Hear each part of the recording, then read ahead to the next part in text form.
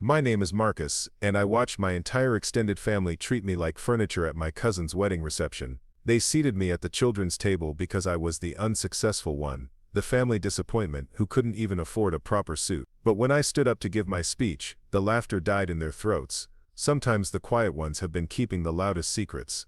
Before we jump back in, tell us where you're tuning in from, and if this story touches you, make sure you're subscribed because tomorrow I've saved something extra special for you. The invitation arrived on a Tuesday, cream-colored cardstock with gold lettering that probably cost more than my monthly grocery budget. Jonathan and Rebecca's wedding. My cousin Jonathan, the golden boy, the one who never failed to remind everyone at family gatherings that he owned 3 car dealerships and a vacation home in Aspen. The return address was from their mansion in Westchester County, a place I'd only seen in the background of their social media posts. I held the invitation between my fingers, reading the same elegant script over and over. Jonathan Michael Hartwell and Rebecca Elizabeth Montgomery request the pleasure of your company. The pleasure of my company. That was rich. The last time I'd seen Jonathan was at Thanksgiving 2 years ago, when he'd asked me if I was still doing that computer thing and then walked away before I could answer. My apartment felt smaller as I looked around it, taking inventory of my life through their eyes. The second-hand couch I'd bought from a moving sale, the kitchen table that wobbled unless you knew exactly which leg to prop up with a folded napkin. The walls were bare except for a single framed photo of my parents from their anniversary dinner, back when they were both still alive to see their youngest son struggle to make something of himself. I worked as a freelance IT consultant, which sounded impressive until people realized it meant I fixed computers for small businesses and helped elderly people figure out why their email wasn't working. It wasn't glamorous, but it was honest work, and I was good at it. More than good, actually. I had a gift for understanding systems, for seeing patterns that others missed, for solving problems that seemed impossible. But at family gatherings, none of that mattered. What mattered was the car you drove, the house you owned, the title on your business card. The wedding was 3 weeks away, which gave me just enough time to overthink everything. Should I buy a new suit I couldn't afford? Should I make an excuse and skip it entirely? Part of me wanted to disappear, to avoid the inevitable questions about my life, my career, my complete lack of a girlfriend or wife or any of the markers of success that the Hartwell family valued. But something kept me from throwing the invitation away. Maybe it was stubbornness, or maybe it was the memory of my mother's voice, telling me to never let anyone make me feel small. She used to say that quiet strength was still strength, even when the world couldn't see it. The Hartwell family had money, old money mixed with new money, the kind of wealth that accumulated over generations and created an unshakable sense of superiority. Jonathan's father, my Uncle Richard, had inherited a construction company from his father and turned it into a real estate empire. Jonathan's mother, Patricia, came from a banking family and never let anyone forget it. They lived in a world of country clubs and charity galas, of business deals conducted over 18 holes of golf and vacation homes that sat empty 11 months of the year. Then there was Jonathan himself, the crown prince of this empire. Handsome in that effortless way that money can buy, tall and broad-shouldered with perfectly styled hair and teeth that gleamed like porcelain. He'd taken over part of his father's business and expanded into luxury car sales, catering to the same wealthy clientele who saw cars as status symbols rather than transportation. Everything he touched seemed to turn to gold, at least on the surface. His siblings weren't much different. Sarah, his younger sister, was married to a plastic surgeon and spent her days organizing charity luncheons and posting Instagram photos of her Pilates classes. Michael, the middle child, was a corporate lawyer who wore his 60-hour work weeks like a badge of honor and drove a Tesla that cost more than most people's annual salary. And then there was me, the odd one out, the cousin who showed up to family events in wrinkled khakis and discount store button-downs, who drove a 10-year-old Honda Civic with a dent in the rear bumper, who lived alone in a cramped apartment and worked with his hands instead of commanding boardrooms.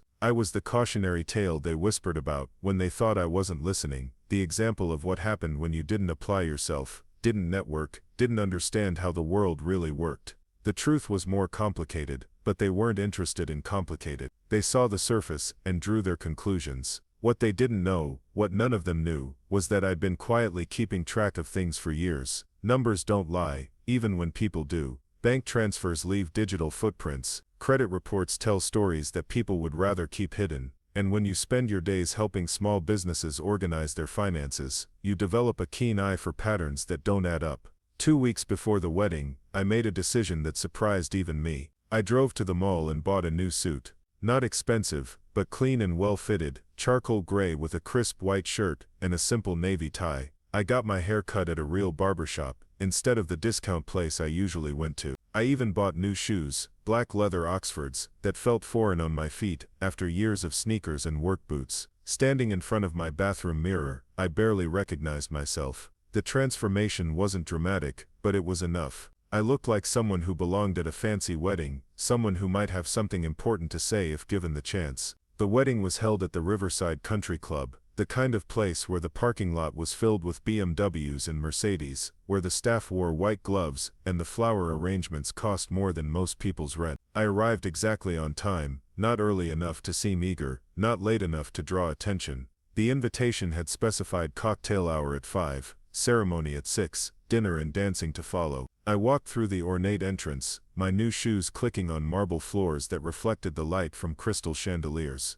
The cocktail hour was in full swing, clusters of people in expensive clothes holding champagne glasses and talking in the animated way that suggested they were all very important and very interesting. I recognized most of the faces, family members I hadn't seen in months or years, business associates of Jonathan's that I'd heard about but never met, friends from college who'd all gone on to impressive careers in finance and law and medicine. They moved through the space with easy confidence, the kind that came from never having to worry about money or status or whether they belonged. I found the bar and ordered a beer, something simple and unpretentious. The bartender was professional but distant, the way service staff learned to be at events like this. I took my drink and found a spot near the wall where I could observe without being obvious about it. That's when I saw him. Jonathan, resplendent in what was clearly a custom tuxedo, his face glowing with happiness and champagne as he worked the room like a politician. Rebecca was beside him, stunning in a way that made the expensive wedding dress seem like an afterthought. They were the perfect couple, the kind that belonged on magazine covers or in romantic comedies.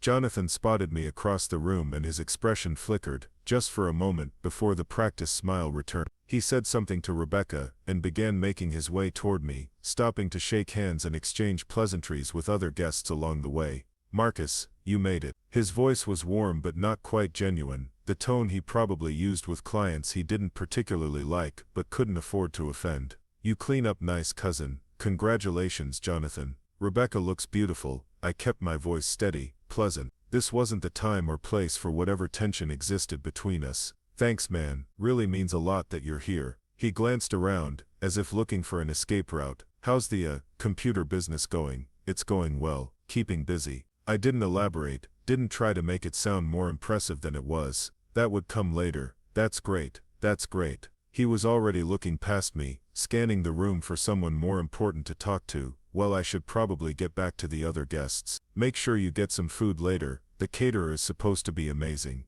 He clapped me on the shoulder and moved away back into the orbit of people who mattered. I watched him go, noting how his posture changed when he was talking to different groups, how he became more animated with the business associates, more intimate with family, more charming with Rebecca's friends. He was performing, playing the role of the successful groom, and he was very good at it. The ceremony itself was beautiful in the way that money could make things beautiful. The flowers were perfect, the music was flawless, the setting sun cast everything in golden light that made the photographer's job easy. Jonathan and Rebecca exchanged vows that had clearly been written by professionals, full of poetry and promises that sounded lovely but felt rehearsed. I sat in the back row, between Jonathan's elderly aunt, who smelled like lavender and mothballs, and a business associate, who spent the entire ceremony checking his phone. Nobody spoke to me before or after, but I was used to that. I was the family member you invited because you had to, not because you wanted to. The reception began with cocktails on the terrace, overlooking the perfectly manicured golf course. The sun was setting, painting everything in warm hues that made even the artificial landscaping look magical. Waiters circulated with trays of champagne and expensive hors d'oeuvres that disappeared as quickly as they appeared.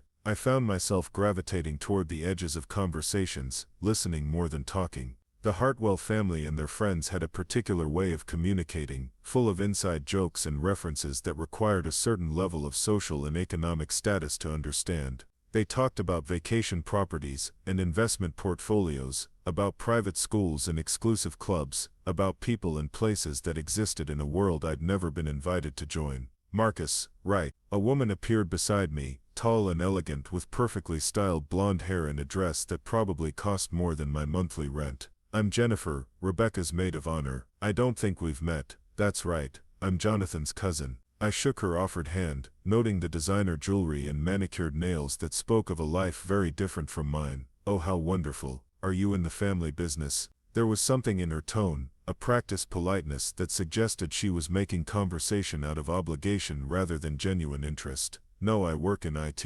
freelance consulting. I waited for the inevitable reaction, the subtle shift in expression that happened when people realized I wasn't worth their time. How interesting. The words came out automatically, the way people said them when something was decidedly not interesting. Well, I should go find Rebecca's grandmother. Lovely meeting you. She drifted away before I could respond, back toward the center of the party where the important people clustered around the bride and groom. I finished my drink and went to find another, taking my time to observe the dynamics playing out around me. The Hartwell family moved through the space like royalty, accepting congratulations and dispensing small talk with practiced ease. Uncle Richard was holding court near the bar, telling stories about his latest real estate acquisitions to a group of men who laughed at all the right moments. Aunt Patricia was coordinating with the wedding planner, her voice carrying the authority of someone accustomed to having her orders followed without question. Sarah and Michael were working their own sections of the crowd, Sarah charming the other young wives with stories about her latest charity project, Michael discussing market trends with the other lawyers and investment bankers. They were all performing their roles perfectly, each conversation calculated to maintain or improve their social standing. And then there was me, the outlier, the one who didn't fit the pattern. I could see other guests glancing at me when they thought I wasn't looking, trying to place me in their mental hierarchy. The cheap suit didn't fool anyone, even if it was new. The body language was all wrong, the confidence was missing, the easy assumption of belonging that marked a truly successful. Dinner was announced, and people began moving toward the ballroom where tables had been set with more crystal and silverware than seemed necessary for a single meal. I looked for my name on the seating chart, running my finger down the alphabetical list until I found it. Table 12. I looked at the diagram, noting where table 12 was located in relation to the head table, the family tables, the important guest tables. It was in the back corner, near the kitchen doors and the service station where the waitstaff gathered between courses. I walked over to find my assigned seat, and stopped short. Table 12 was the children's table. Not literally, there were no actual children present at this evening reception, but it might as well have been. The other seats were occupied by Jonathan's teenage cousins, college-aged relatives, who looked like they'd rather be anywhere else, and a few plus ones who clearly didn't rate higher placement. You must be Marcus. A young woman with auburn hair and kind eyes smiled at me from across the table. I'm Emma. I'm here with David. She nodded toward a young man who was scrolling through his phone with the intensity of someone trying to escape their current reality. That's me, the family disappointment, apparently. The words came out more bitter than I'd intended, but Emma just laughed. Join the club. I'm here because David's my boyfriend, and he's here because his mom is Jonathan's second cousin or something. We're all in the witness protection program of wedding seating. Despite everything, I found myself smiling. There was something refreshing about her honesty, her willingness to acknowledge what everyone else was pretending not to notice. I took my seat and introduced myself to the other occupants of table 12, a collection of people who had been deemed unworthy of sitting with the adults. The dinner was excellent, I had to give them that. Multiple courses of food that was artfully plated and perfectly prepared, wine that probably cost more per bottle than I spent on groceries in a week. Preparing and narrating this story took us a lot of time, so if you are enjoying it, subscribe to our channel, it means a lot to us. Now back to the story. The conversation at our table was surprisingly good, freed from the performative nature of the networking happening at the more prestigious tables. Emma worked as a teacher and had no patience for pretension. David turned out to be funny when he put his phone down, with a dry sense of humor that had us all laughing between courses. The teenage cousins were typical teenagers, alternately bored and amused, but they were honest about it in a way their parents weren't. So what's your story, Marcus? Emma asked as the main course was cleared away. Beyond being the family disappointment, I found myself telling her about my work, really telling her, not just the dismissive summary I usually gave. I talked about the satisfaction of solving complex problems, about the small businesses I'd helped grow, about the elderly clients who trusted me with their digital lives. She listened with genuine interest, asking questions that showed she was actually paying attention. That sounds really fulfilling, she said when I finished. A lot more meaningful than whatever these people do. She gestured vaguely toward the other tables where conversations about stock options and quarterly reports continued. It is, but it doesn't exactly impress at family gatherings. I kept my voice low, not wanting to sound too critical, but Emma nodded knowingly. My family's like that too. If you're not making six figures and driving a German car, you're basically a cautionary tale. She paused, swirling her wineglass thoughtfully. But you know what I've learned? The people who have to constantly prove how successful they are usually aren't as secure as they want everyone to think. Her words stuck with me as the evening progressed. The dancing began and the older generation gradually gave way to the younger crowd. Jonathan and Rebecca performed their first dance to a song that had probably been chosen more for its romantic reputation than any personal meaning. They moved together perfectly, as if they'd been choreographed, which they probably had been. I found myself back at the bar, nursing another beer and watching the celebration unfold around me. The alcohol was flowing freely now, and inhibitions were dropping. Conversations were getting louder, laughter more forced, the careful social facades beginning to crack. That's when I overheard it. Uncle Richard was standing just a few feet away, talking to another man in an expensive suit. The music was loud enough that they thought their conversation was private, but I'd always been good at picking up sounds that others missed. "Jonathan's doing well for himself," the stranger was saying, gesturing toward the dance floor where the happy couple was swaying to another romantic ballad. "Kid's got good instincts," Uncle Richard replied, his voice slightly slurred from champagne. "Takes after his old man. You know, this whole wedding probably cost more than most people make in a year, but it's worth it. Image matters in this business. Must be nice to have that kind of cash flow," the stranger said with obvious envy. Uncle Richard laughed, the sound harsh and self-satisfied. "Well, it helps when you've got family members willing to help out when times get tough. Silent partners, you might say." The stranger raised his eyebrows with interest, but Uncle Richard seemed to catch himself, as if he'd said more than he intended. He changed the subject quickly, but the damage was done. The words hung in the air between them, invisible but significant. Silent partners, family members willing to help out when times get tough. I thought about that phrase as I made my way back to table 12, where Emma and David were debating whether to call it a night or stay for the late-night snack that had been promised. Silent partners. I'd been doing the Hartwell family's bookkeeping for the better part of 3 years, ever since Uncle Richard had mentioned offhandedly that he needed someone discreet to help organize some financial documents.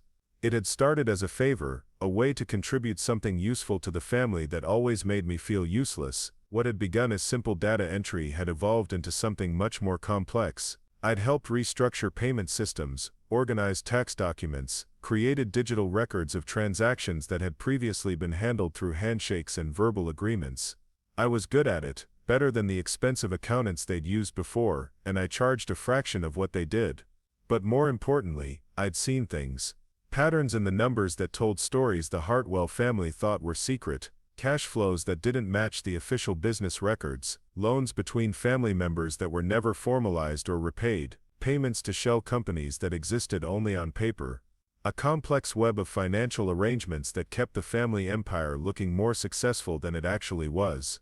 The real estate business that Uncle Richard bragged about was heavily leveraged, mortgaged against itself in ways that would collapse if anyone looked too closely. Jonathan's car dealerships were profitable but not nearly as profitable as he claimed, and they'd required several substantial cash infusions from other family members to stay afloat. The vacation home in Aspen was actually owned by a trust that was funded by money borrowed against Aunt Patricia's inheritance, which itself was tied up in investments that were performing poorly. They were wealthy, but it was a house of cards kind of wealth, dependent on constant juggling and creative accounting to maintain the appearance of success. And I was the one who'd helped them juggle it, who'd organized the chaos into neat digital files that made their precarious situation look manageable. The irony wasn't lost on me. The family disappointment, the one they seated with the children, the one whose work they dismissed as that computer thing, was the same person who'd been quietly keeping their financial health from collapsing for years. Without my organizational systems, their built-in audits missed tax deadlines, and violated loan covenants that could have triggered everything to come crashing down. I'd never asked for recognition, never demanded to be treated differently, because of the work I did behind the scenes. Part of me had hoped that my usefulness would eventually translate into acceptance, that they'd see my value and stop treating me like the family charity case. But that had been naive. They took my help for granted the same way they took everything else for granted, as their natural due rather than a gift freely given. The evening was winding down, and people were beginning to gather their things and say their goodbyes. The bride and groom were making the rounds, thanking guests for coming and accepting final congratulations. I watched them work the room, noting how their energy remained high despite hours of celebration. This was their night, their moment to shine, and they were making the most of it. Jonathan approached our table with Rebecca on his arm, both of them glowing with happiness and champagne. They thanked Emma and David for coming, made small talk with the teenage cousins, and finally turned to me. "Marcus, thank you so much for being here," Jonathan said, his voice warm with alcohol and genuine emotion. "It really means the world to have family present on a day like this. Congratulations, both of you. It was a beautiful wedding." I stood to shake his hand and give Rebecca a polite hug, playing my part in the social theater that surrounded us. "You know, we should really get together more often," Rebecca said, her voice slightly slurred but sincere. "Jonathan's always talking about how smart you are with computers and numbers and all that technical stuff. Maybe you could help us set up our home office once we get back from our honeymoon." Jonathan's expression flickered, just for a moment the same way it had when he'd first spotted me at the cocktail hour. There was something there, some awareness that we both shared but couldn't acknowledge in present company. He knew what I did for his family, knew how much his lifestyle depended on my behind-the-scenes work, but that knowledge made him uncomfortable rather than grateful. "That's a great idea," he said finally, his smile not quite reaching his eyes. "We'll definitely be in touch." They moved on to the next table, and I began gathering my things. The evening was essentially over, at least for me. The younger crowd would probably stay for the after party, but I had no place in that celebration. I was already reaching for my jacket when the DJ's voice cut through the conversation. "Ladies and gentlemen, if I could have your attention please. The father of the groom would like to say a few words." Uncle Richard was making his way to the small stage where the band had been playing, microphone in hand and confidence in his stride. The room gradually quieted as people turned to face him, expectant smiles on their faces. This was part of the ritual, the patriarch's blessing on the union, the passing of wisdom from one generation to the next. "Thank you everyone," Uncle Richard began, his voice carrying easily through the sound system. "Rebecca, welcome to our family. Jonathan, we're so proud of the man you've become." He launched into a speech that was clearly prepared, full of jokes and heartfelt moments that hit all the right notes. He talked about Jonathan's childhood, his academic achievements, his business success. He praised Rebecca's beauty and intelligence, welcomed her into the Hartwell family with warmth and genuine affection. In closing he said, raising his champagne glass, "I want to toast not just Jonathan and Rebecca, but all of us here tonight. We're not just celebrating a wedding, we're celebrating family. The bonds that tie us together, the support we give each other, the success we've all achieved together." The toast was echoed around the room, glasses raised in salute to family and success, and the bright future that lay ahead for the happy couple. I raised my glass along with everyone else, but the words felt hollow in my mouth. Support we give each other. Success we've all achieved together. As Uncle Richard handed the microphone back to the DJ and the music resumed, I made a decision that surprised me with its clarity.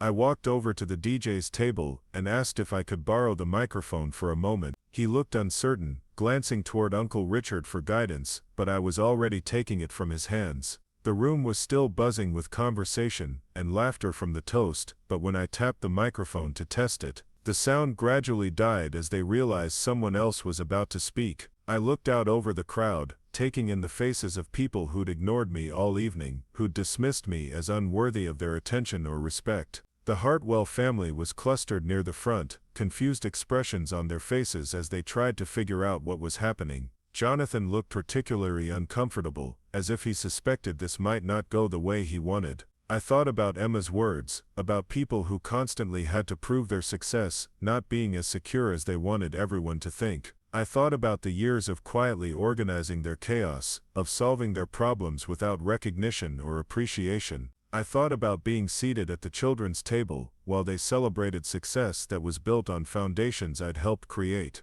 And then I began to speak. The weight of the microphone in my hand felt heavier than it should have. The ballroom had fallen completely silent now. 300 faces turned toward me with expressions ranging from curiosity to concern. I could see Jonathan near the head table, his face pale under the warm lighting, Rebecca beside him looking confused and slightly annoyed that their perfect evening was being interrupted by the family oddball. I cleared my throat and began to speak, my voice carrying clearly through the sound system, despite the tremor I felt in my chest. I want to thank Jonathan and Rebecca for including me in this beautiful celebration. It's been wonderful to see so many familiar faces and to witness such a perfect expression of love and commitment. A few people nodded politely, probably assuming this would be a brief awkward toast from the socially incompetent cousin who'd been relegated to the children's table. Uncle Richard was smiling tightly, the kind of smile that said he was tolerating this interruption, but expected it to end quickly. I've been thinking about family tonight, I continued, gaining confidence as I found my rhythm, about what it means to support each other, to be there when times get tough, to help build something lasting together. Uncle Richard mentioned in his speech how we've all achieved success together, and I couldn't agree more. The room remained quiet, but I could see some people beginning to glance at their watches or toward the exits. This was taking longer than the polite minute or two they'd expected, and their patience was wearing thin. What many of you might not know is that I've had the privilege of working behind the scenes with the Hartwell family businesses for the past 3 years. It started small, just helping organize some financial documents, but it grew into something much more comprehensive. And I was whispered in his face and see Jonathan exchanging worried glances with his father. They were beginning to understand that this wasn't going to be the harmless rambling of an awkward family member. Through my work in financial organization and systems management, I've learned so much about what it takes to build and maintain successful businesses, the attention to detail, the careful planning, the strategic thinking that goes into every decision. I paused, letting my eyes sweep across the room, taking in the faces of people who'd spent the evening looking through me as if I didn't exist. But perhaps most importantly, I've learned about the power of accurate record keeping. Numbers tell stories, you see. They reveal patterns and relationships that might not be obvious on the surface. The temperature in the room seemed to drop several degrees. Conversations that had been happening in hushed whispers around the edges of the ballroom stopped entirely. Even the waitstaff had paused in their duties, sensing that something significant was happening. For instance, did you know that proper financial documentation can help a business weather unexpected downturns? When cash flow becomes tight, having detailed records of assets, liabilities, and revenue streams can mean the difference between surviving a rough patch and going under. Uncle Richard was no longer smiling. He'd taken a step closer to the stage, and I could see him calculating whether he could reach me before I said whatever he was afraid I might say. But there were too many people between us, and making a scene would only draw more attention to whatever was coming next. The construction industry can be particularly volatile, I said, my voice growing stronger as I sensed the shift in the room's energy. Real estate markets fluctuate, contracts fall through, materials costs spike unexpectedly. It takes real skill to navigate those challenges while maintaining the appearance of stability and success. Jonathan was whispering urgently to Rebecca, who looked increasingly confused and concerned. She kept glancing between her new husband and me, trying to understand what was happening, and why everyone suddenly looked so tense. I've been fortunate to help the Hartwell Construction Company navigate some of those challenges over the years. Organizational restructuring, cash flow management, strategic asset allocation. Technical stuff that most people find boring but essential for keeping complex operations running smoothly. The words hung in the air like smoke, seemingly innocent but carrying an undertone that everyone in the room could feel even if they couldn't quite identify it yet. I was walking a careful line, revealing just enough to make my point without crossing into territory that could get me sued or worse. Take the Downtown Plaza project for example. Beautiful development, really showcased the company's capabilities. But the initial budget projections were a bit optimistic, and when materials costs spiked in the third quarter, it looked like the whole project might become unprofitable. I could see sweat beginning to form on Uncle Richard's forehead despite the air conditioning. He knew exactly what project I was talking about, and he knew how close it had come to bankrupting the entire company. Fortunately, family can be such a blessing during times like that. Having relatives who understand the business, who can step in with short-term financing solutions, who can provide bridge loans to keep projects moving forward while permanent financing is arranged. The room was so quiet now that I could hear the ice settling in people's drinks, the soft whisper of fabric as someone shifted uncomfortably in their chair. I had crossed a line from vague observations into specific territory and everyone knew it. I helped structure several such arrangements over the past few years, documented them properly, made sure all the tax implications were handled correctly, established clear repayment schedules and interest rates.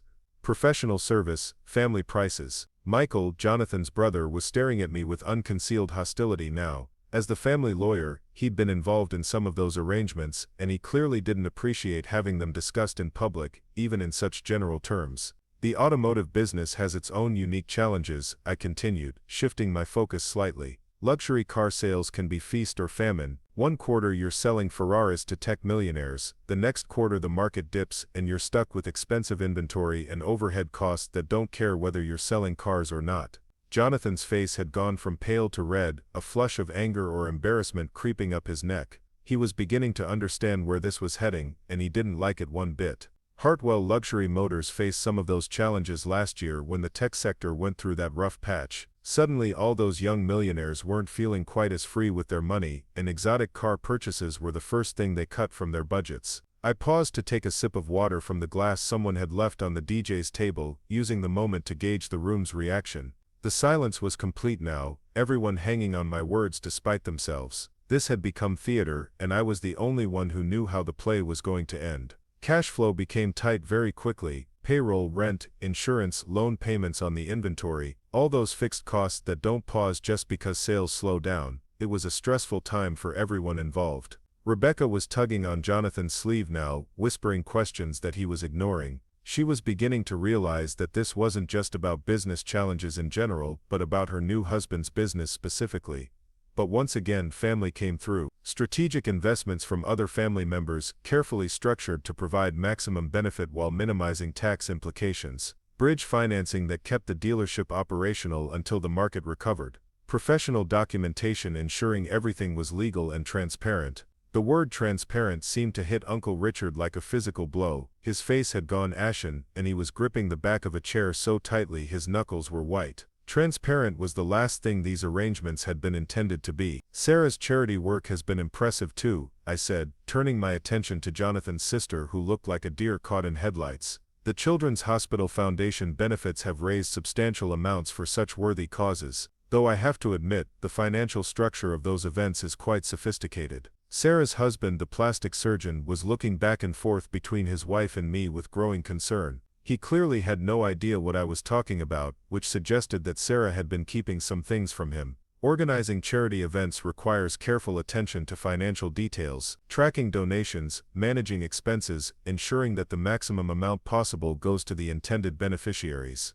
It's complex work, especially when you're dealing with donors who prefer their contributions to remain anonymous for tax planning purposes. The phrase tax planning purposes sent another ripple of unease through the family section. They were beginning to understand that my behind-the-scenes work had given me access to information they'd never intended for me to have, and certainly never intended for me to discuss in public. I've been proud to help organize the financial side of several charity events over the years, making sure all the documentation was properly maintained, all the reporting requirements were met, all the, shall we say, creative accounting solutions were structured appropriately. Creative accounting solutions, the words hung in the air like an accusation, which is exactly what they were meant to be. I was still being careful not to make specific allegations, but everyone in the room could read between the lines. It's amazing how much you can learn about a family when you're helping manage their financial affairs. The interconnections between different business entities, the way money flows between various accounts and investments, the creative solutions that keep everything running smoothly even when individual components are struggling. I could see people at other tables beginning to lean forward, their polite boredom replaced by genuine interest. This had stopped being a boring family speech and become something much more compelling, even for the guests who had no personal stake in the Hartwell family dynamics. For example, did you know that the vacation home in Aspen that everyone's been talking about tonight isn't actually owned by the family directly? It's held in a trust structure that's funded through a series of loans and investments that create some very interesting tax advantages. Aunt Patricia made a small sound, somewhere between a gasp and a moan. The Aspen house was her pride and joy, the symbol of the family's success and sophistication. Having its true ownership structure discussed at her son's wedding reception was clearly her worst nightmare coming true. Nothing illegal, of course, all perfectly legitimate financial planning strategies. But it does illustrate how complex things can become when you're trying to balance multiple business interests while maintaining optimal tax efficiency and cash flow management. The careful qualifications I was adding made it clear that I knew exactly how close to the line I was walking. I wasn't making accusations of illegal activity, but I was certainly suggesting that the Hartwell family's financial arrangements were more creative than they appeared on the surface. The interesting thing about working with family is the trust factor, I said, letting my voice carry a note of reflection. When you're helping relatives with sensitive financial matters, there's an assumption of discretion, of loyalty, of mutual respect. You become privy to information that requires careful handling. Wait. Jonathan was no longer trying to whisper with Rebecca. He was staring at me with undisguised hatred, his jaw clenched so tightly I was surprised his teeth weren't cracking. He finally understood what was happening, and he knew there was nothing he could do to stop it. That trust is precious, and it works both ways. Family members trust you with their secrets, their vulnerabilities, their mistakes, and in return you trust them to treat you with the respect and consideration that family members deserve. The word respect carried enough weight to make several people shift uncomfortably. They were beginning to understand that this wasn't just about financial arrangements but about how I'd been treated by the people I'd been helping behind the scenes. When that mutual respect is present, everyone benefits. The family prospers, relationships grow stronger, and everyone feels valued for their contributions. But when that respect is absent, when someone's contributions are taken for granted or dismissed, well, that changes the dynamic considerably. I could see Emma at table 12 watching me with something approaching awe. She'd recognized what was happening before most of the other guests, and there was a small smile playing at the corners of her mouth as she watched the family that had dismissed both of us squirm under the spotlight I was shining on their private affairs. I want to be clear that I'm not betraying any confidences here tonight, I said, adding another careful qualification. Everything I'm discussing has been properly documented through official channels, reported to appropriate authorities where required, and structured in accordance with applicable laws and regulations. The phrase "reported to appropriate authorities" sent a visible shock through the family group. They were wondering exactly which authorities I might be referring to, and what kinds of reports I might have filed in the course of my work. But I think it's important for everyone to understand the full picture when we're celebrating success and achievement. True success isn't just about the final results you see, but about all the work that happens behind the scenes to make those results possible. I paused again, letting my eyes sweep across the room one more time. I could see the wheels turning in people's minds as they processed what they'd heard and tried to figure out what it all meant. The business associates were probably wondering about their own financial arrangements with the Hartwell companies. The family friends were reconsidering what they thought they knew about the family's wealth and success. Which brings me to tonight's celebration, I said, my voice taking on a warmer tone as I prepared to bring my speech to its conclusion. This beautiful wedding, this elegant reception, this gathering of family and friends to celebrate Jonathan and Rebecca's new life together. Some of the tension seemed to ease slightly as people assumed I was finally getting to the traditional congratulatory portion of the speech. But I wasn't done yet. I couldn't help but wonder, as I was seated at my table tonight, how this wonderful celebration was being financed. Weddings like this don't come cheap, and I know from my work with the family businesses that cash flow has been, shall we say, challenging in recent months. The temperature in the room plummeted again. I was moving from general discussions of business arrangements to specific questions about the financing of the current event, which was much more personal and immediate.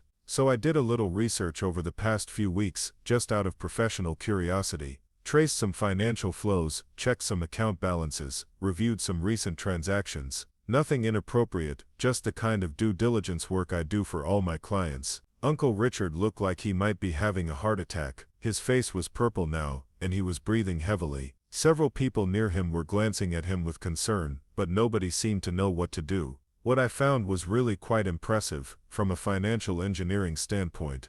The coordination required to pull together resources from multiple sources, the timing of various transactions to optimize cash flow, the creative use of existing credit facilities to bridge temporary shortfalls. I was describing exactly how they'd managed to pay for the wedding without directly stating that they'd borrowed money they couldn't afford to pay back, used business credit lines for personal expenses, and manipulated various accounts to create the appearance of liquidity they didn't actually possess. It's the kind of sophisticated financial management that most people never see or appreciate. The complex choreography of moving money between different accounts and entities to ensure that everything comes together at exactly the right moment. Jonathan was standing now, his chair pushed back, his hands clenched into fists at his sides. He looked like he wanted to rush the stage and physically stop me from continuing, but there were too many witnesses, too many cameras from the wedding photographer, too many people who would remember if he made a scene. But perhaps the most impressive aspect of the whole arrangement is how it demonstrates the power of family cooperation.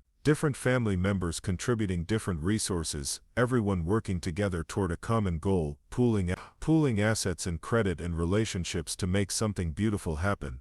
The word pooling was doing a lot of work in that sentence. What I was really describing was how they'd systematically raided the cash reserves and credit lines of multiple family businesses to pay for a wedding that none of them could individually afford. Of course, arrangements like that require careful documentation and proper legal structure to ensure everyone's interests are protected. Loan agreements, repayment schedules, collateral arrangements, personal guarantees. All the technical details that make the difference between a family helping each other out and a potential financial disaster. The phrase potential financial disaster hung in the air like a sword over their heads. I was suggesting, without quite stating it directly, that their creative financing arrangements might not be as stable or sustainable as they appeared. I mention all this not to bore you with technical details, but to illustrate something important about the nature of family and success. What looks effortless from the outside often requires tremendous coordination and sacrifice behind the scenes. I could see Rebecca beginning to understand what was happening. The confusion was fading from her face, replaced by a growing horror as she realized that her perfect wedding might not be the celebration of prosperity she'd thought it was, but rather evidence of a family in financial trouble. And sometimes the people who make that coordination possible, who handle those technical details, who ensure that all the complex arrangements work smoothly, sometimes those people don't get the recognition they deserve. There it was, the real point of everything I'd been building toward, not just the revelation of their financial problems, but the acknowledgement of my role in managing those problems, and the way I'd been treated despite that role. They get seated at the children's table, dismissed as unsuccessful, treated as if their contributions don't matter, as if the work they do behind the scenes, the problems they solve, the crises they prevent, as if none of that has any value. The room was completely silent now, except for the sound of air conditioning and the distant clatter of dishes being cleared in the kitchen. Everyone understood what was happening, even if they didn't know all the specific details I was alluding to. But here's the thing about people who handle technical details professionally, I said, my voice growing stronger as I approached the climax of my speech. They tend to be very thorough in their record keeping, very careful about documentation, very precise about maintaining accurate files and proper backup systems. Uncle Richard had gone beyond purple to a sickly gray color. He was swaying slightly, and I wondered if someone should call a doctor. But I wasn't finished yet. Those records can be incredibly valuable, especially when questions arise about how certain transactions were structured, or when regulatory authorities need to understand the nature of various financial relationships. The phrase regulatory authorities sent another shockwave through the family. They were wondering exactly which authorities I might have reason to interact with, and what kinds of records I might have provided to them. Professional record keepers also tend to be very conscientious about their legal and ethical obligations. If they discover potential issues in the course of their work, they're required to take appropriate action to protect all parties involved. I was walking a very fine line now, suggesting that I might have legal or ethical obligations that could conflict with family loyalty, without quite threatening anything specific. But the implication was clear enough. Which brings me to my real message tonight, I said, allowing my voice to soften slightly as I prepared to conclude. Success is a collaborative effort. It depends on the contributions of many people, some visible and some invisible. And when we celebrate success, we should remember to acknowledge all the people who made it possible. I raised my water glass in a mock toast, looking directly at each member of the Hartwell family in turn. So here's to family cooperation, to the power of working together toward common goals, to the importance of recognizing everyone's contributions, and to the value of maintaining accurate records of how we achieve the things we celebrate. The silence stretched on for several long seconds as people processed what they'd just heard. Finally, scattered applause began to build, tentative at first but growing stronger as people realized the speech was over and they needed to respond somehow. I handed the microphone back to the DJ and walked calmly back toward my table, keeping my expression neutral despite the adrenaline coursing through my system. I could feel hundreds of eyes following my progress across the ballroom, but I didn't look back at the family or acknowledge their stares. Emma was grinning broadly as I approached table 12. "That was absolutely brilliant," she whispered as I sat down.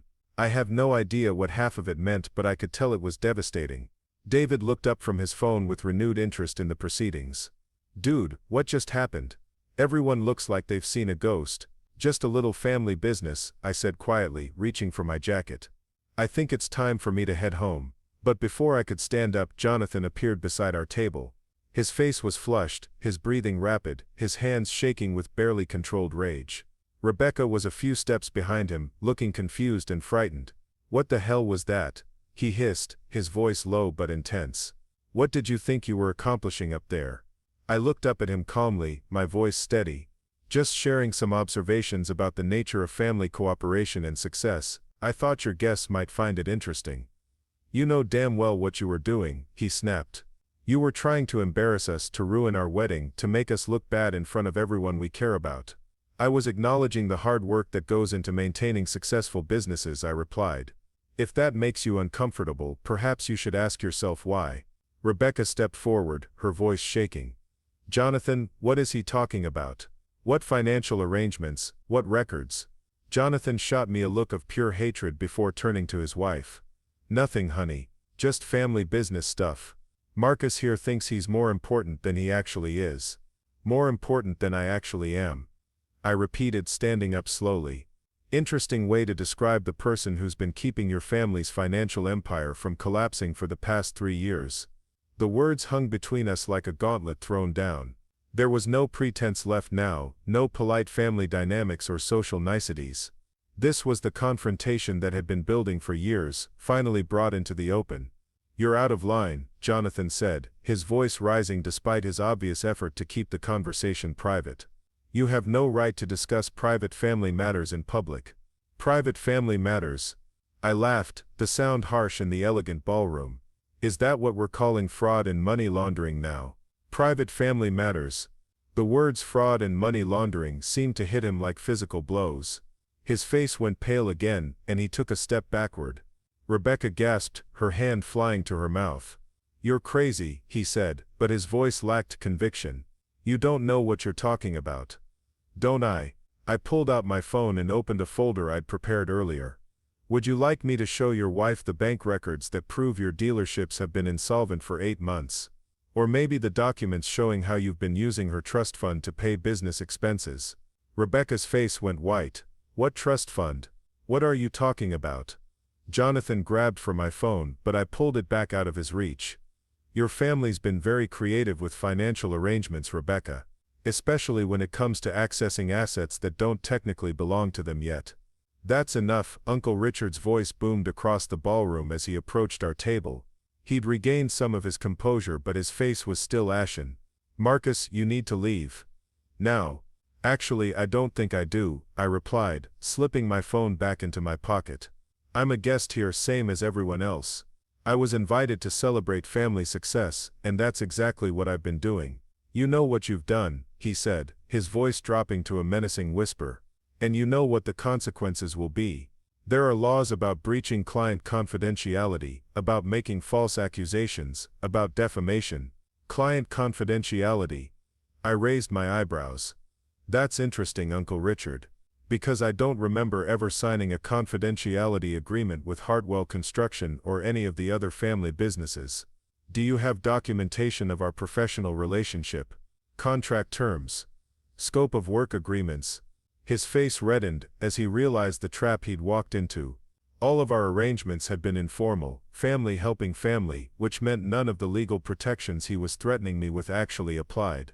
"And as for false accusations," I continued, "everything I said tonight was carefully verified through official records and documentation. Bank statements, loan applications, tax filings, regulatory reports. All perfectly legitimate sources of information." "You son of a," Jonathan started forward, but Uncle Richard grabbed his arm. "Not here," the older man said sharply. "Not in front of all these people." But it was too late for damage control. The confrontation had drawn the attention of nearby tables, and people were straining to hear what was being said. Cell phones were appearing, some probably recording the drama unfolding at the Hartwell family wedding. Sarah appeared at her father's shoulder, her face tight with anxiety. "Dad, we need to get control of this situation. People are starting to talk." "People should talk," I said loudly enough for the surrounding tables to hear. "They should know that the success they're celebrating tonight was built on borrowed money that can't be paid back, creative accounting that would make Enron proud, and systematic exploitation of trust funds and family assets." The words carried across the ballroom, and I could see heads turning throughout the room. The carefully maintained facade of Hartwell family prosperity was cracking apart in real time, and everyone could see it happening. "You're finished," Michael appeared, his lawyer instincts kicking in as he tried to salvage the situation. "We'll sue you for everything you're worth," which admittedly isn't much. "Defamation, breach of fiduciary duty, tortious interference with business relationships." "Feel free," I replied calmly. "Discovery should be very interesting. I'm sure your clients and business partners would love to see all the documentation that comes out during depositions." The threat of legal discovery hit them like cold water. A lawsuit would force them to produce records and testimony that would reveal exactly how precarious their financial situation really was. They'd be trading a public relations problem for a legal catastrophe. "What do you want?" Uncle Richard asked finally, his voice defeated. "Money. Is this some kind of blackmail scheme?" "What do I want?" I looked around at the family that had dismissed me, ignored me, treated me like hired help, even as I kept their businesses afloat. "I want you to understand something. Success isn't just about the people who get the credit. It's about everyone who makes it possible, including the ones you seat at the children's table." I picked up my jacket and walked toward the exit, leaving them standing in the wreckage of their perfect evening. As I reached the ballroom doors, I heard Emma's voice behind me. "Marcus, wait up." I turned to see her hurrying after me, David close behind. "That was the most incredible thing I've ever seen," she said breathlessly. "You just took down an entire family dynasty with a wedding speech." "They took themselves down," I replied. "I just provided the documentation." "So what happens now?" David asked. "Are they really in as much trouble as you made it sound?" I thought about the files on my computer. The records I'd been maintaining for 3 years, the patterns I'd documented that painted a picture of systematic financial misconduct. "Let's just say that the IRS and the SEC are going to find my annual reports very interesting reading." Emma's eyes widened. "You've already reported them." "Professional obligation," I said with a slight smile. "When you discover potential financial irregularities for it, you're required to report them to appropriate authorities. I've been filing very thorough reports for months." David let out a low whistle. "So this whole thing tonight, that was just the opening act." "Something like that." I looked back toward the ballroom, where I could see the Hartwell family huddled together in urgent conversation, their elegant evening dissolving into crisis management. They thought they could treat me like hired help, and I'd just quietly go away when they didn't need me anymore. They forgot that hired help usually keeps very good records. As we walked out into the cool evening air, I felt something I hadn't experienced in years. Not revenge, exactly, but justice. The satisfaction that comes from finally being seen, finally being acknowledged, finally having your contributions recognized, even if it took a public confrontation to make it happen. The valet brought my old Honda around, looking somewhat surprised to see such a modest car at such an upscale venue. As I tipped him and slid behind the wheel, I caught a glimpse of myself in the rearview mirror. The same face that had looked back at me that morning, but somehow different, stronger, more confident, like someone who finally understood his own worth. My phone buzzed with a text message as I pulled out of the country club's circular driveway. It was from a number I didn't recognize, but the message was clear enough. "We need to talk. Tomorrow morning, my office. Come alone." I deleted the message without responding. The time for private conversations and behind-the-scenes arrangements was over. Everything that needed to be said had been said, and everything that needed to be documented was already in the hands of the appropriate authorities. The drive home took me through familiar neighborhoods, past the houses and businesses of people who lived normal lives, who worked honest jobs, who didn't have to juggle complex financial arrangements to maintain the appearance of success. For the first time in years, I felt like I belonged in that world instead of on the margins of the Hartwell family's artificial prosperity. Back in my apartment, I poured myself a modest glass of whiskey and sat down at my computer.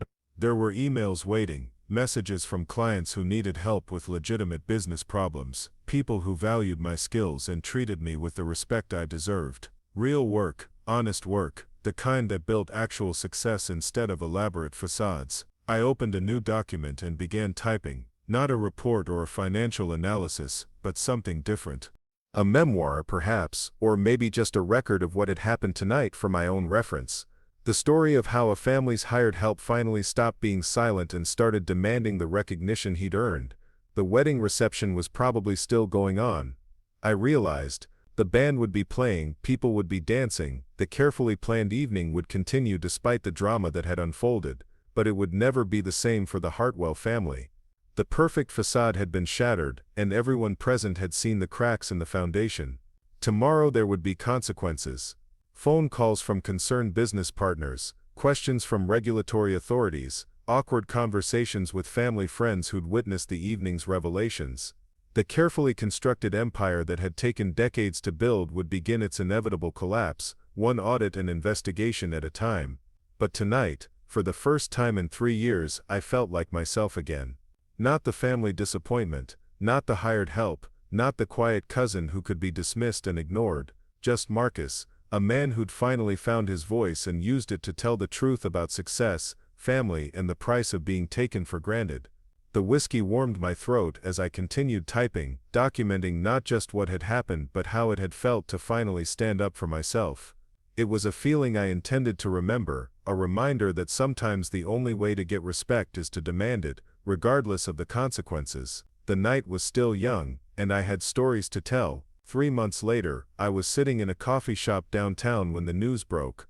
The headline scrolled across my phone screen, Hartwell Construction Empire Collapses Amid Federal Investigation.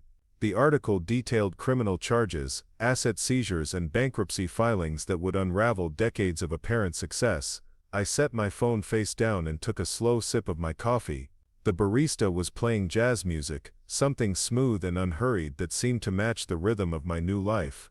My consulting business had exploded after word spread about my role in exposing the Hartwell financial scheme. Turns out, other wealthy families wanted someone who could organize their books properly and legally. Emma walked in exactly at noon, punctual as always. She'd become a close friend since that night at the wedding, one of the few people who understood what it meant to finally be seen after years of being invisible. She slid into the booth across from me, her teacher's bag heavy with graded papers. "So I heard Jonathan's dealership got padlocked this morning," she said without preamble. "Federal marshals and everything." I nodded, stirring my coffee absently. The asset forfeiture was always inevitable once they started following the money trail. Too many commingled funds, too many unexplained transfers. "Any regrets?" she asked, studying my face carefully. That was the question everyone kept asking. Family friends who'd witnessed the wedding speech, former clients who'd heard the story, even strangers who'd seen the news coverage. Did I regret destroying the family that had raised me, even if they'd never really accepted me? None, I said, and meant it. They built their success on lies and stolen money. The only regret I have is waiting so long to speak up. My phone buzzed with a text from my new assistant. Another potential client, a tech startup that needed help organizing their financial systems before their next funding round. Legitimate work, honest work, the kind that built actual value instead of elaborate deceptions. "Rebecca called me yesterday," Emma mentioned casually, then watched for my reaction. That surprised me. Jonathan's wife had filed for divorce within weeks of the wedding, once she'd discovered the full extent of the financial deception. Her family's trust fund, the one I'd mentioned during my speech, had been completely depleted to prop up Jonathan's failing businesses. What did she want? To thank you, actually. Apparently her lawyers found evidence that Jonathan was planning to drain her personal accounts next. If you hadn't spoken up when you did, she would have lost everything. I thought about the young woman who'd looked so confused and frightened that night as her perfect wedding dissolved into chaos. She'd been another victim of the Hartwell family's willingness to sacrifice anyone for their own benefit. "She's working now, you know," Emma continued. "Got a job at an art gallery. Says it's the first time in her adult life she's had to earn her own money, and she likes it." The afternoon sun slanted through the coffee shop windows, warming my face as I processed this information. Rebecca had been collateral damage in the family's schemes, but she'd landed on her feet. That was more than could be said for Uncle Richard, who was currently awaiting trial for tax evasion and fraud. Marcus Rodriguez. A woman's voice interrupted my thoughts. I looked up to see a reporter with a press badge and a digital recorder. "I'm Jessica Chen from the Financial Tribune. Could I have a few minutes?" I'd been avoiding media interviews since the story broke, preferring to let the legal proceedings speak for themselves, but something about her direct approach appealed to me. "5 minutes," I said, gesturing to the empty chair beside Emma. "You were the whistleblower in the Hartwell case," she began, not bothering with small talk. "What made you finally decide to come forward?" "I didn't set out to be a whistleblower," I corrected. "I was just tired of being treated like furniture by people whose financial lives I'd been managing for years. The criminal activity was something I had to report once I became aware of it, but the real issue was respect." She scribbled notes quickly. "The family is claiming you fabricated evidence out of spite. How do you respond to that?" "The evidence speaks for itself. Bank records, tax documents, loan applications, numbers don't lie, even when people do. Do you think this case will change how financial consultants handle family business arrangements?" I considered the question carefully. Since the Hartwell story broke, I'd been contacted by several industry organizations wanting to discuss ethics and documentation standards for informal consulting relationships. I think it highlights the importance of treating all business relationships professionally, regardless of family connections. Contracts, documentation, clear boundaries. When those things are missing, it creates opportunities for both exploitation and fraud. She asked a few more questions, but I kept my answers brief and factual. The story had taken on a life of its own in the media, with various outlets spinning it as everything from a David and Goliath tale to a cautionary story about family loyalty. The truth, as usual, was more complicated than any narrative.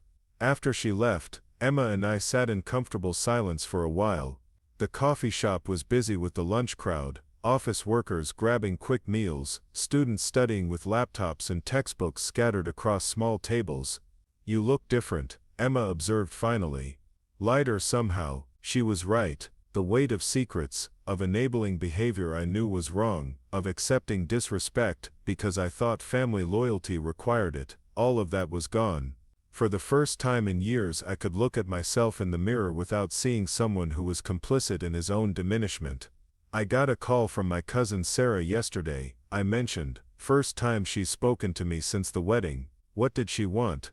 "Money, apparently. Her charity foundation accounts got frozen as part of the investigation. She needs help with legal fees." Emma raised an eyebrow, and I told her to call someone else. Preferably someone who specializes in criminal defense rather than financial organization. That conversation had been surprisingly easy. The old Marcus might have felt guilty, might have wondered if he had an obligation to help family members even after they'd shown their true colors. The new Marcus understood that respect was earned, not inherited, and that true family didn't exploit each other's trust. My phone rang with a call from my lawyer David Hendricks, who'd been helping me navigate the legal complexities of the whistleblower case. I answered on the second ring. "Marcus, good news. The SEC just announced the whistleblower reward in your case. $2 million. I nearly dropped the phone. Whistleblower rewards were based on the amount of money recovered through enforcement actions, but I hadn't expected anything close to that figure. The Hartwell investigation led to recovery of over $20 million in fraudulent transfers and tax evasion," David continued. "Your 10% reward reflects the quality of documentation you provided and the significance of the case." After I hung up, Emma was staring at me with curiosity. "Good news." "Life-changing news," I said, still processing the information. $2 million would let me expand my consulting practice, maybe hire some employees, definitely move out of my cramped apartment into something more professional. So what's next for the newly wealthy Marcus Rodriguez? I thought about it for a moment. The money would change my circumstances, but it wouldn't change who I was or what I'd learned about standing up for myself. If anything, it validated the choice I'd made to speak truth instead of maintaining comfortable lies. "I think I'm going to buy a better suit," I said finally. "One that actually fits properly." and maybe get some business cards printed up that don't look like I made them at home. Emma laughed, the sound bright in the busy coffee shop. High roller plans. Success should be built on something real, I said, echoing words I'd spoken at the wedding. Not on appearances or borrowed money, or other people's work. Real value, real relationships, real respect. As we prepared to leave, I caught sight of my reflection in the coffee shop window. Same face, same basic appearance, but everything else had changed. The posture was different, more confident. The expression was more open, less guarded. I looked like someone who belonged in the world instead of someone grateful to be allowed on the periphery. Walking out into the afternoon sunshine, I felt something I hadn't experienced in years, genuine optimism about the future. Not the desperate hope that things might get better if I just stayed quiet and tried harder, but actual confidence that I had the skills and integrity to build something worthwhile. My phone buzzed with another client inquiry, this one from a manufacturing company that needed help restructuring their financial systems before an IPO. Real work for real people who would treat me as a professional, rather than a convenient relative. The Hartwell family had taught me an important lesson, though probably not the one they'd intended. They'd shown me that respect can't be inherited or assumed, that family doesn't mean anything if it's not backed up by genuine care and consideration. They'd also shown me that keeping quiet in the face of wrongdoing doesn't protect anyone, it just enables more harm. But most importantly, they'd shown me what I was capable of when I finally decided to stop being invisible. The quiet cousin who'd been dismissed as insignificant had brought down an entire financial empire simply by refusing to stay silent anymore. The wedding speech that started it all had lasted less than 10 minutes, but its effects would ripple through dozens of lives for years to come. Rebecca would rebuild her life on honest ground. Federal investigators would use the case as a model for detecting family financial fraud. Other consultants would learn the importance of maintaining professional standards even in family relationships. And I would continue building a business based on integrity, competence, and mutual respect. No more children's tables, no more dismissive comments about that computer thing, no more treating essential work as if it didn't matter. The afternoon stretched ahead of me, full of possibilities I hadn't dared imagine 3 months ago. Real success, built on real work, sustained by real relationships with people who valued what I brought to the table. Sometimes the quiet ones have been keeping the loudest secrets, but sometimes they've just been waiting for the right moment to find their voice. Up next, you've got 2 more standout stories right on your screen. If this one hit the mark, you won't want to pass these up. Just click and check them out.